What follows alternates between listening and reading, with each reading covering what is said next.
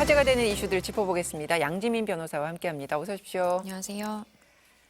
송영길 전 민주당 대표 소식부터 볼 텐데요. 워낙 이 건과 관련해서는 여러 차례 정리를 해서 새로 나온 내용만 짧게 보겠습니다. 송영길 전 대표 구속영장 실질심사 날짜가 잡혔습니다.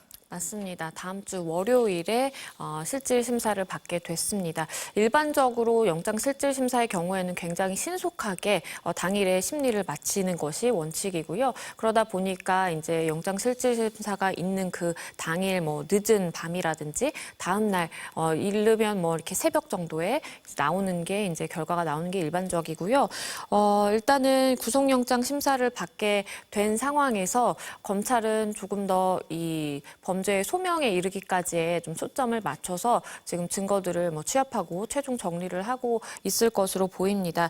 일단 검찰 측에서는 본인이 이제 범죄 혐의에 대해서 지금 부인하고 있는 그런 상황이기 때문에 증거 인멸의 우려가 있다라는 부분에 좀 초점을 맞출 것으로 보입니다. 네, 송영길 전 대표 측은 여전히 검찰이 정치적인 기획 수사를 한다 혐의를 부인하고 있는 입장이고요.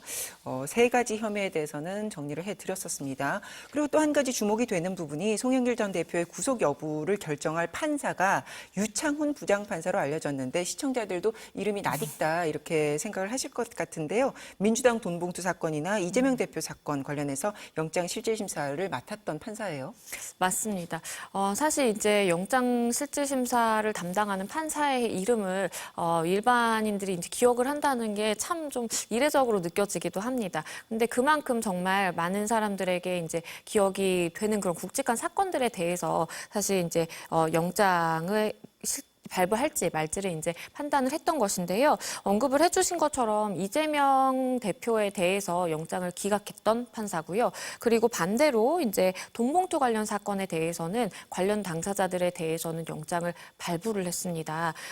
강래구 전 위원이라든지 아니면 박용수 전 보좌관에 대해서는 증거인멸의 우려가 있다라고 판단을 해서 영장을 발부했고요. 하지만 이재명 대표에 대해서는 당시 영장 기각이 됐는데 그때 이제 유창훈 판사가 설명을 하기로는 정당의 현직 대표를 맡고 있는 사람이고 그리고 공적인 감시나 비판의 대상이다. 그런 걸 감안한다면 증거인멸의 가능성이 있다고 보기는 좀 어렵다라고 해서 즉 검찰 측이 주장한 이 증거인멸의 우려가 있다라는 부분에 대해서 그럴 우려는 없다. 그렇기 때문에 반드시 이제 구속 수사를 받아야 될 필요성은 없다라는 논리로 해서 영장을 기각한 바 있습니다. 네, 그래서 유창한 판사가 이번에 송영길 전 대표의 심사를 맡는다는 부분을 바라보는 서로 다른 시각이 있는 겁니다.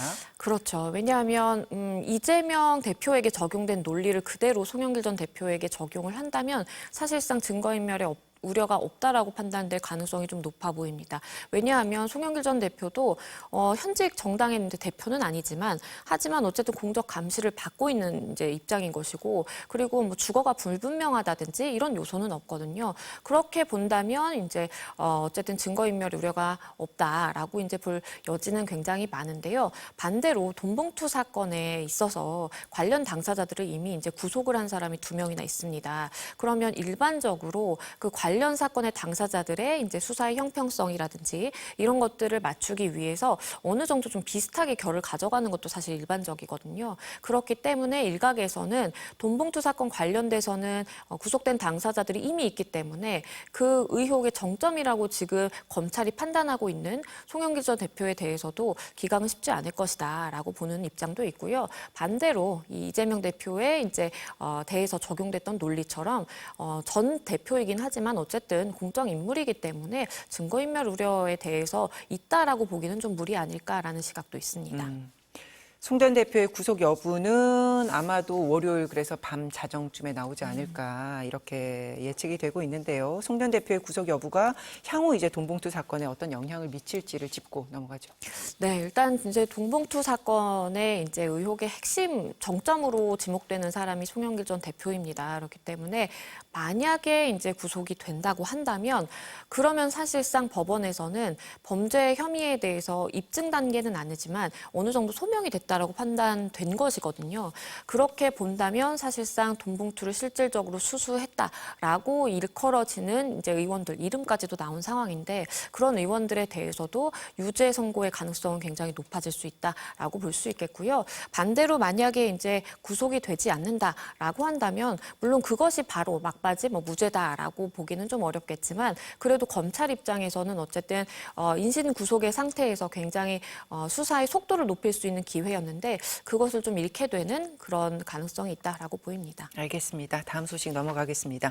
층간소음이 스토킹 범죄가 될 수 있다. 이런 판결이 나왔는데요. 먼저 어떤 사례인지부터 설명해 주시면요.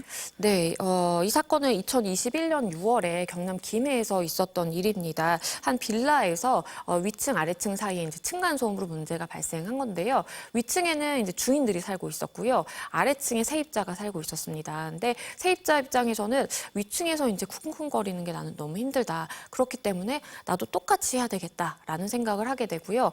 아래층에서 늦은 밤에 밤 10시에서 새벽 1, 2시 사이에를 집중적으로 그 스피커 앰프 있잖아요. 스피커를 통해서 찬송가를 큰 소리로 튼다라든지 아니면 실질적으로 막대기라든지 어떤 도구를 사용해서 위층을 이제 직접적으로 치는 방법으로 그렇게 층간소음을 유발을 했습니다. 이게 지속되다 보니까 경찰이 출동하는 일도 있었어요. 그런데 이제 경찰에게 영장 가지고 왔느냐, 문 열어줄 수 없다라고 해서 문을 개방하지 않는 일도 있었고요. 그러다 보니까 실제로 경찰이 영장을 발부받아 왔습니다. 압수수색 영장을 발부받아 와서 집 안을 쭉 둘러보니까요. 이게 도구를 이용해서 이제 집안을 치다 보니까 집안에 여러 이제 패인 흔적이라든지 그리고 실제로 이제 소음을 유발하는 데 사용한 그런 도구인 스피커 이런 것들을 발견을 할 수 있었습니다. 그러니까 이게 그냥 딱 제목만 봐서 층간소음이 스토킹 범죄가 될 수 있다. 이렇게 되면 위에 층의 사람이 지금 가해자라고 보이는 건데 이건 지금 아래층에서 보복 층간소음을 일으킨 것에 대한 지금 사례입니다. 맞습니다. 자, 그래서 층간소음을 스토킹 범죄로까지 봤다. 이게 대법원 첫 판단인 건데 보통 우리가 스토킹 범죄하면 남녀 간에 어떤 벌어지는 범죄 이런 인식이 있는데요. 이걸 대법원이 층간소음을 스토킹 범죄로 본 그 근거나 이유는 뭔가요? 일단은 괴롭힘의 목적이 있었기 때문에 이것을 좀 주요하게 본 것으로 보입니다. 말씀해 주신 것처럼 위층에서 생활하면서 발생하는 생활소음의 경우에 스토킹 범죄로 인정이 될 가능성은 거의 제로에 가깝거든요. 그럼에도 불구하고 이번 사건의 경우에는 아래층에서 윗집에 보복을 하기 위해서 괴롭힐 목적으로 사실 스토킹 범죄라는 것이 지속 반복적으로 상대방에게 공포심이라든지 불안감을 유발할 수 있는 행동을 지속하면 그런 경우에 인정이 되는 것이거든요. 반드시 누군가를 미행한다라든지 따라다닌다라든지 이런 게 아니더라도 바로 윗집 아랫집에 살면 그 사람에 대해 주거에 대해서 알고 있고 그리고 언제든지 사실 다가갈 수 있는 접근 가능성이 있잖아요. 그런 상황에서 계속해서 공포심을 유발할 수 있는 소음을 들려준다라는 것은 이것은 명백하게 이제 스토킹 범죄로 봐야 된다라고 대법원이 본 것이고요. 불안감이나 공포를 일으키기에 충분했다. 그리고 괴롭힐 의도가 명백했다라고 봤습니다. 알겠습니다. 학교 폭력 소식 이어서 알아보겠습니다. 학교 폭력을 당했다고 답한 학생의 비율이 10년 사이에 최고치를 기록했다는데 그 수치가 어느 정도입니까? 이게 일반적으로 서울교육청에서요. 서울 학생을 대상으로 초등학교 4학년부터 이제 고등학생까지 이렇게 학생을 대상으로 조사를 합니다.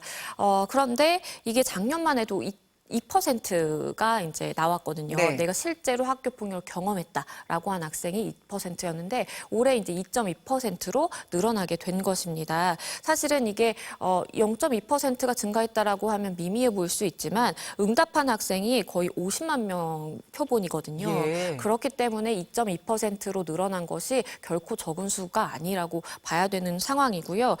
서울에 있는 이 학생들의 80%가량이 응답을 한 것이기 때문에 실질적으로 0.2%만 늘어난다고 하더라도 교육계에서나 교육 현장에서는 이거 굉장히 좀 심각할 수 있는데 정말 실제로 피해를 경험했다라고 하는 학생이 이렇게 많이 늘어났구나라는 이제 체감을 할 수가 있는 겁니다. 그럼 10년 사이에 이렇게 많이 늘어난 이유는 어디서 찾아야 되나요? 이게 사실 이제 코로나 팬데믹을 기점으로 해서 학교를 많이 출석하지 않게 되면서 그때는 좀 줄어들었거든요. 그런데 다시 학교에 가게 되면서 이게 이제 약간의 급증하는 그런 모습을 보였습니다. 전문가들의 이제 분석은 아무래도 학교에서 만나지 않다 보니까 사실은 실질적으로 접촉의 기회가 없고 그렇다 보면 이제 학교 폭력이 발생할 가능성도 낮아지겠죠. 그것도 하나의 요인이 있는 것이고 우리가 코로나를 겪으면서 사람과 대면해서 갈등을 해결하는 그런 이제 방법들을 사실 학생 입장에서는 교육을 받을 기회를 좀 박탈당했다라는 겁니다.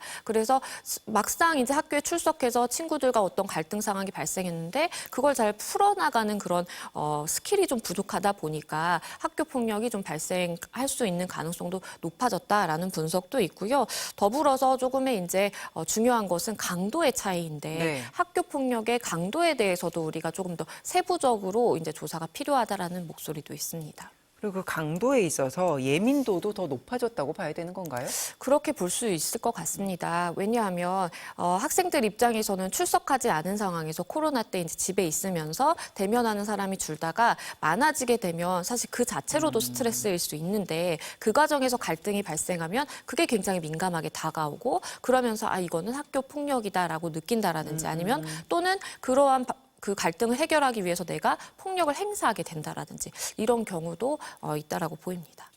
학교 폭력을 당했다는 응답이 초등학교 때 가장 높고 중, 고등학교로 갈수록 점차 낮아지고 있다고 하는데 그건 또 무슨 이유인가요? 이게 뭐 여러 가지로 분석을 해볼 수 있을 것 같습니다. 우선 첫 번째로는 초등학생 학생들이 그래도 이제 본인의 피해 사실에 대해서 굉장히 좀 솔직하게 잘 응답을 한다라고 볼 수도 있을 것 같아요. 왜냐하면 이제 사춘기 학생들이라고 볼 수 있는 사실 이제 중고등학생 친구들 같은 경우에는 이런 응답에서 굉장히 좀 소극적이라든지 내가 피해를 당하고 있다 보니까 그걸 공유하고 싶지 않은 이제 경우도 있을 수가 있겠고요. 그리고 이제 두 번째로는 사실 실질적으로 초등학생에서 어린 아이들 간에 갈등을 해결할 수 있는 방법들을 잘 이제 풀어나가는 좀 그 어려움이 있기 때문에 그렇기 때문에 학생들에게 학교 폭력이 많이 발생하긴 하지만 그 강도로 봤을 때는 사실 초등학생들 같은 경우에 단순히 이제 뭐 말싸움이라든지 이런 이제 언어 폭력이 될 수 있겠지만 고등학교로 가면서 이게 실질적으로 신체적, 물리적으로 이제 뭔가 더 극심한 피해를 유발한다라든지 이런 것도 이제 나눠볼 수 있을 것 같습니다. 그러니까 사실 이게 절대 건수와 집계 수치 간의 차이가 있을 수밖에 없는 부분이긴 합니다. 그 학교 폭력을 당했을 때 주변에 도움을 요청했다고 응답한 비율도 늘었는데 이건 긍정적으로 봐야 되는 거예요? 그렇죠. 한 90% 가량 되는 이제 학생들이 주변에 도움을 요청한다라든지 아니면 수사기관에 신고를 했다라고 답변을 했습니다. 누구에게 도움을 요청했는지 물었을 때 37%가량의 학생들이 보호자 내지는 이제 친척에게 도움을 요청했다라고 했고요. 뭐 선생님이 그 다음을 이었습니다. 그런데 이제 제 눈에 띄는 것은 사실은 이제 상담실이라고 해서 우리가 학교 폭력 상담실을 마련해두고 있는데 거기엔 도움은 많이 요청하지 못했습니다. 그렇군요. 알겠습니다. 오늘 여기까지 아주 고맙습니다. 감사합니다.